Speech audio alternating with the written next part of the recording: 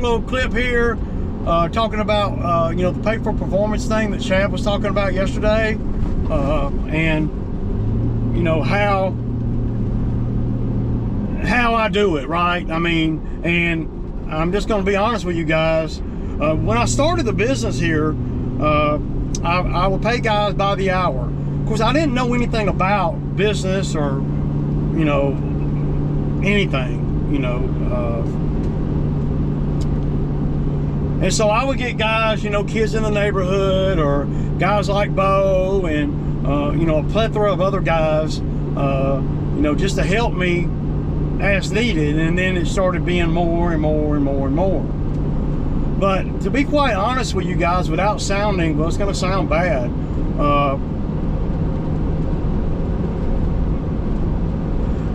And Chad has really pointed it out,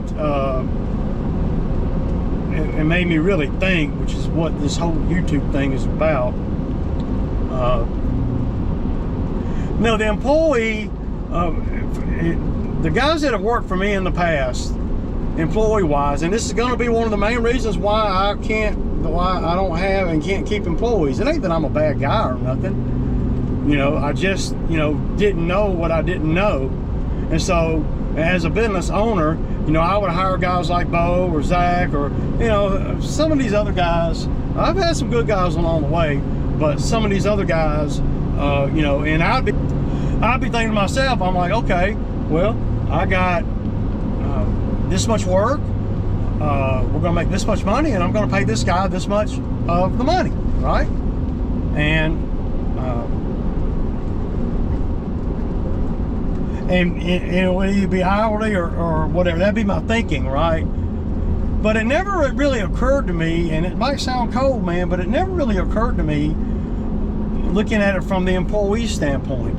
And I'm not talking about the daily grind where they're making decent money. I'm talking about the consistency. And, well, I felt like, you know, that as long as I'm paying them top dollar, that, you know, I didn't give a damn about how consistent it was. You know, I just didn't give a damn. And I didn't care about, you know, what their needs were, right? I didn't. And that sounds cold, but that's you know, I cared about making a profit and paying them good. Not really thinking about, you know, from their perspective, you know, come wintertime or whatever, like, if we didn't work, I didn't pay nobody. And that,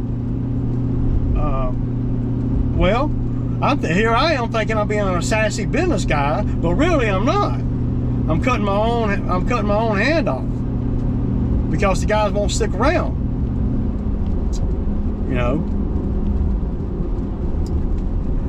And so that's what I started doing. You know, I'm never really paid by the hour too tough. Maybe in the very, very, very beginning, but I've never really had guys come out here and work 40-hour a week job, if you will. Never. And that's been, you know, well, that's been the drawback, because my thinking has always been, well, the wintertime, I wasn't going to worry about it. You know, I would try to get work, and I would have, you know, work, but it wouldn't be something like in the summertime. And so instead of me having to spend a bunch of time with employees, you know, in the wintertime, you know, trying to manufacture work and doing things that are not making me good money, then what I would do is, I'm talking to myself, I would justify to myself, okay, well, I'm going to pay them top dollar, right? Where they're making $25 or $30 an hour. And then that lets me off the hook for the winter. But it doesn't. It doesn't, because most of the time, by the time the type of guys that I've hired, by the time we get to the winter, they didn't let the money get to them. The money is running them. The money is dictating to them all their decisions. You know, and they're usually not good decisions.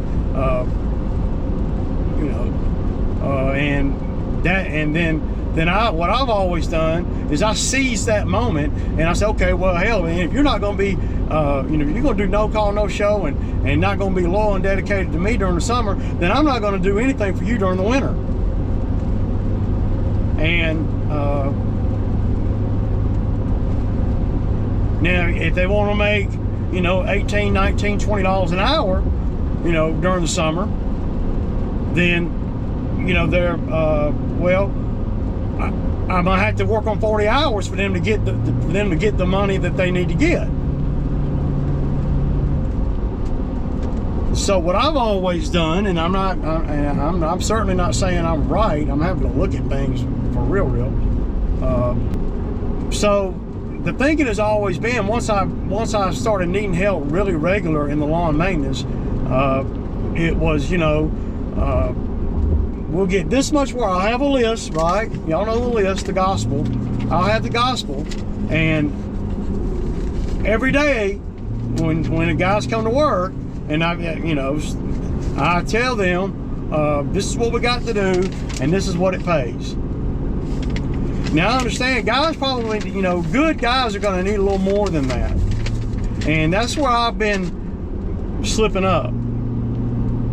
Because it costs me a lot more to train a new guy every year. A lot more than whatever I'm not paying them.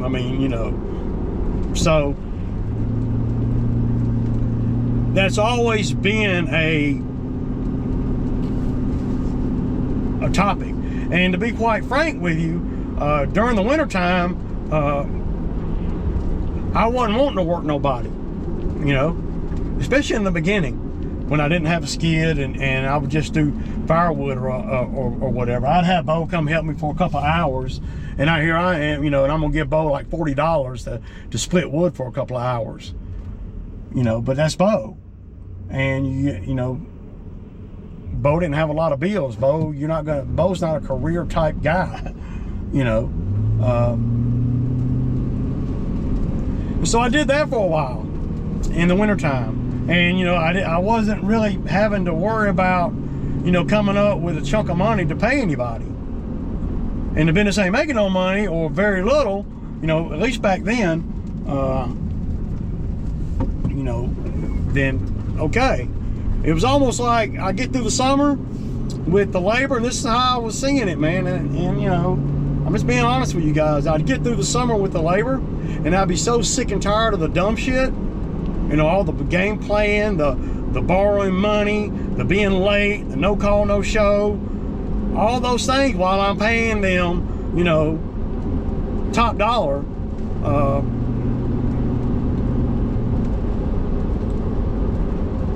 That was my problem. And it was a huge problem, for me internally, right? But I was going to, after watching other guys, Chad, especially Chad, because Chad, it does things the right way. And he's been doing it the right way for a while. So he knows a lot more about the business side of things than I know. I got thrown into this shit in the mix, man, and I just ran with it, man. And that's where I'm at still. I'm still running with it, right? Without having the resources really to I don't know,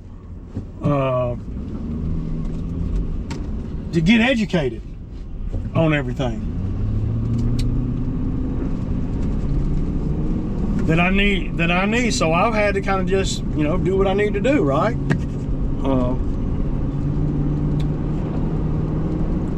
And it's always worked out well. I pay taxes every year, all that stuff. But at the end of the day, the employee needs more than what I was willing to offer, and I so did not know what I did not know.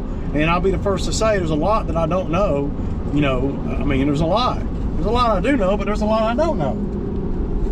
And I just never really cared if the employees got, I just never really cared. I never really had a guy out here that I really, I had them all the time come on in April, and you know, tell me they're, you know, Willy Wonka, and really they're not. They can't be at work on time. They ain't got a phone. They can't keep a phone. They ain't got a ride. Their old lady left them. You know, all these issues, you know. And I'm like, am I really saving money? Am I really, you know, am I really, I ask myself, am I really saving money by, you know, having to retrain people every summer or every spring? You know, and all these things that I'm talking about are the things that made me go buy a skid. They're, you know, to keep the labor down. Because at the end of the day, it ain't about what you pay the labor. That really, you got to give them consistency. So could you imagine me going to Bo and saying, okay, Bo, I'm going to pay you blah blah dollars, but we're going to hold a percentage of that until October. Kind of, you know, instead of paying them, you know, all of the money.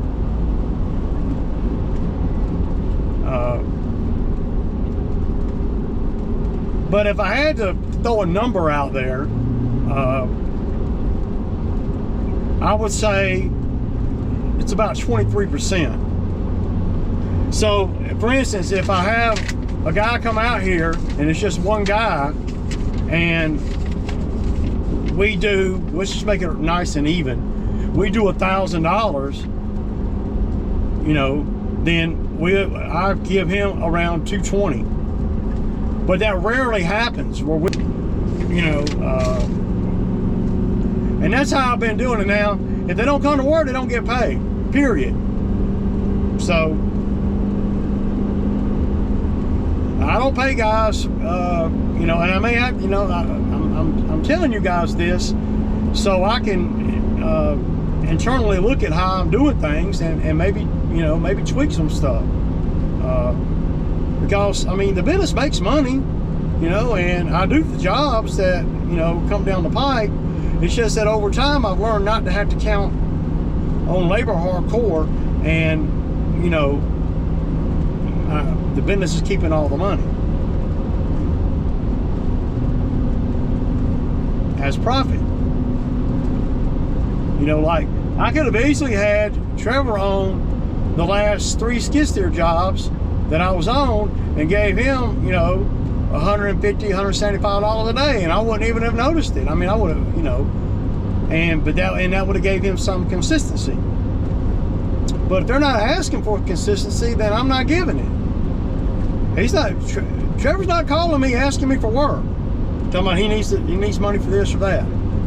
He's saying, hey man, whenever you need help, just give me a call, man. Just let me know the day before. Well, that's not sustainable, you know. After watching Chad's videos, and especially the one that he did yesterday, you know, the employee needs to feel a certain type of way, and I don't, you know, I don't cover that feeling, I guess. Even though I'm paying more, I'm not able to keep them long term. And that's the thing. So if they're getting like 23%, that's about what it comes out to be for labor. And I don't know the right way to look at it, because I've never been to school for none of this stuff. I look at, okay, the business is making $1,000. I'll throw the labor a couple hundred. I'll throw another 150, 200 in fuel. I'll throw another 200 at miscellaneous expenses, insurance, brake, tires, blah, blah, blah. And then we'll profit $500 on the day. Something like that. But none of that's written in stone, and that's another thing. Then what happens is the employee, they end up getting an attitude with me, because instead of it being some, you know, by the hour or or by the day or whatever. It's this number that changes on the daily. If we don't have a lot of work, then they don't make as much money. If we get rained out, they don't make as much money. If the business does not, whatever the business makes is what I give them a percentage of. So if it rains, the business don't make nothing, they don't get nothing. If we're out here and we're working and it all of a sudden just pours down raining and we gotta knock off for the day, then I'll prorate everything. Or I'll tell them, look man, we gotta do these other two so I can keep you paid the same today, and then tomorrow we'll just add this one or that one on to tomorrow, but your pay will be the same as it would be on that regular route, because usually we do the same routes. And so once the routes are established each year, then I pay so much for that route and for this route.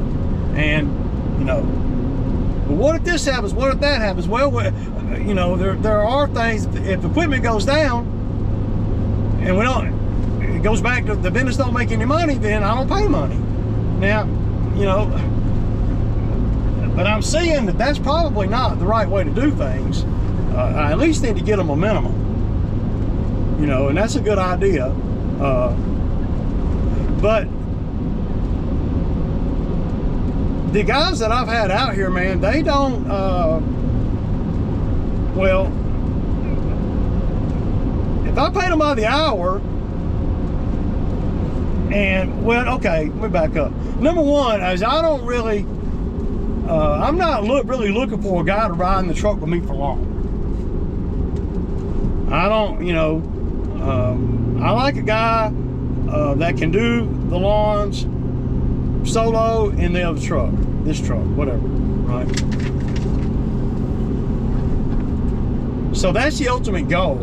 So when I bring him on, that's the thinking. The thinking is he's going to be running as a second truck. And then while he's out here with me, that's when I'll be looking at, okay, can he do it? Does he have the experience he said? Is he trustworthy? Is he, blah, blah, blah. I know this video is kind of all over the place. I'm having to watch a lot of different stuff right here. But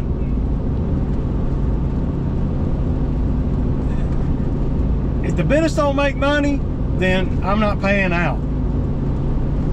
And I'm going to have to change that if I want to keep consistent, regular, good help.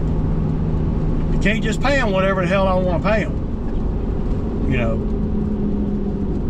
And I always just tell them, hey man, so we're gonna get this list done, and after they're out here for a couple of the rotations, they already know that.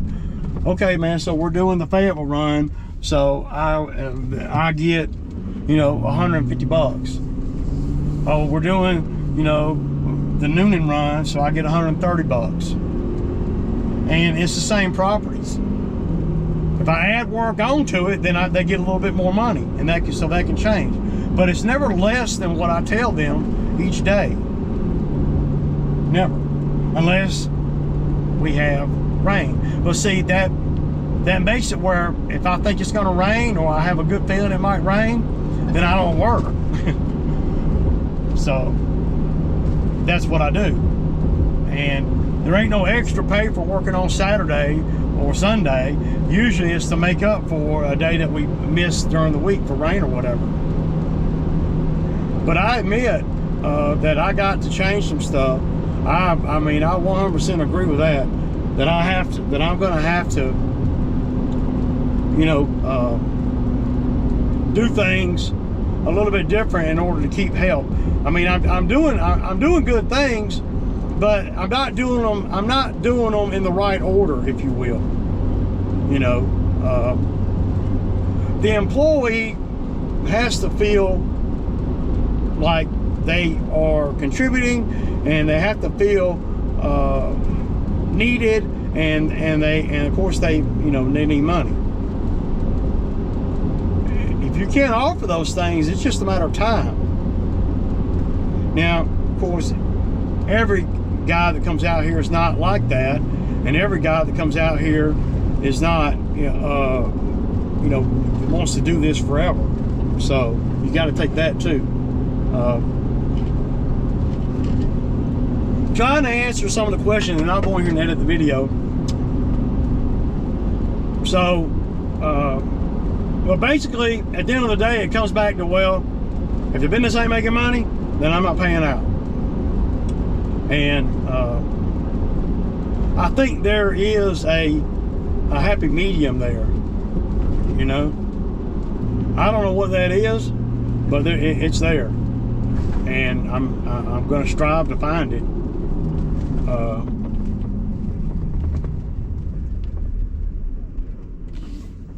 What else? I can't remember everything that he talked about.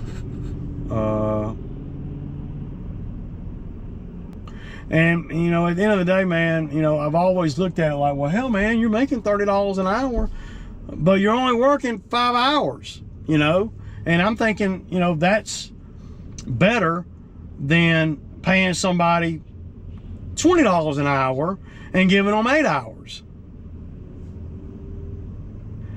But if you go in like that with a new employee, then you're already top them out at the top of the pay scale. There's nowhere for them to go up.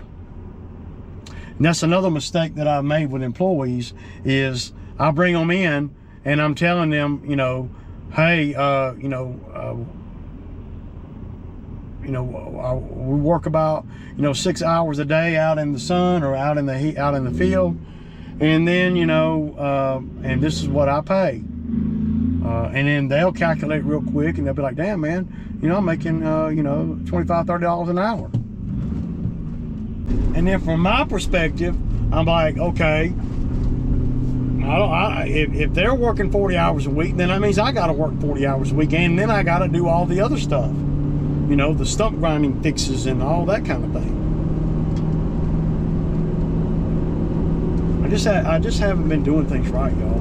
I just haven't, man. Not because I don't want to, but because I don't know how. Yeah, I'm good at making money, and I'm good at, accumulating equipment and getting jobs, and I'm decent at all those things. But in order to get really good, you got to be aware of the things you're not so good at. And when guys like Chad and a few other people do videos over employee and the loyalty, dedication, and all that you got to have for the employee in order to keep them, that's foreign to me.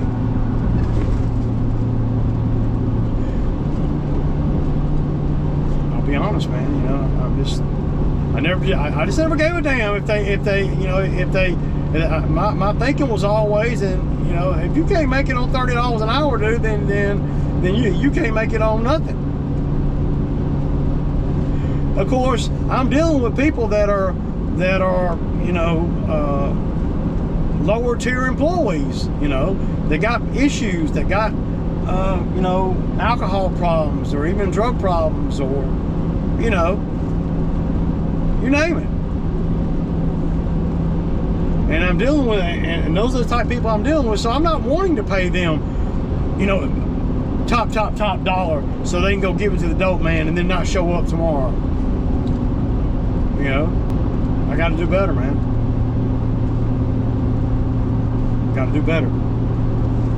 22%, something like that, man. But again, that fluctuates depending on what we're doing, how much standing around they do, and all that. But the employee gets upset with me because they feel like I'm in control of how much money they make on the daily.